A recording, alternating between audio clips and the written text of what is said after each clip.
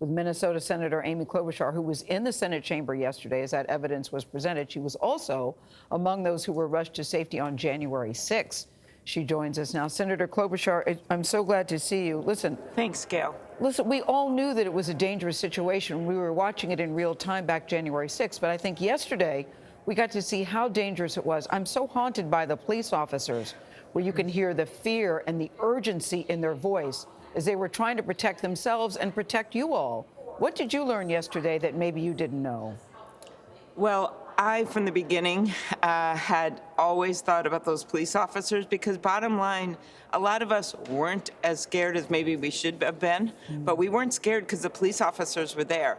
And that moment where the officer is shrieking in pain, literally putting his body and got wedged in a door between this angry mob and all of us to protect us is what you don't forget. Or the African-American officer, after being called the N-word 15 times, being impaled with poles, with the American flag saying to his friend, "Is this America?"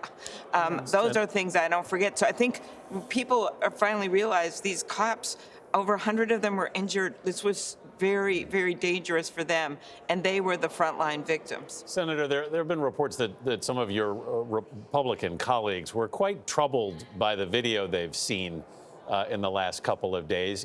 Do you get any sense that there is any movement on the Republican side in terms of this impeachment vote? Well, we know there was one senator that surprisingly changed and voted with us when it came to allowing the case to proceed to a trial, Senator Cassidy of Louisiana. And we have to think of it this way. That initial vote to allow it to go forward and say it's constitutional to have the trial, that was one vote.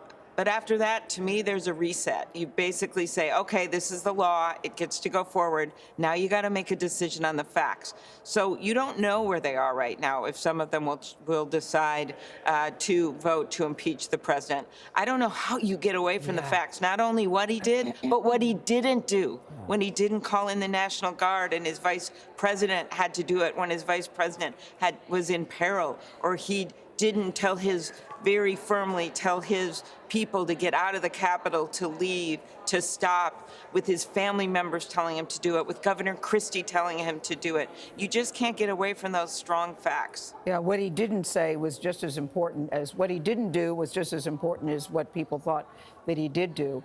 I'm wondering, what was the reaction as you all were watching it together as a group? Because there are reports that Senator Hawley, for instance, was kicking back on the top level, either reading a paper or reading a magazine. Is that possibly true?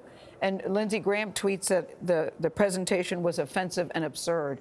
How do we get together when there seems to be so much, or maybe indifference as to what people saw yesterday?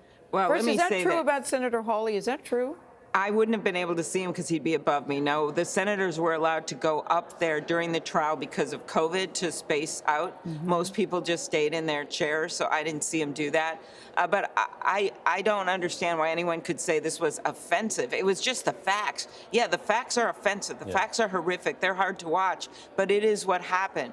And so I do think, though, you see other Republicans that are very moved, horrified, looking down, looking upset. So who knows what they will do and where their conscience will guide us. But this is a moment of patriotism. You've got to do what's right for the country. Senator, the Capitol has always been a remarkably accessible federal building, a house for the people, in effect.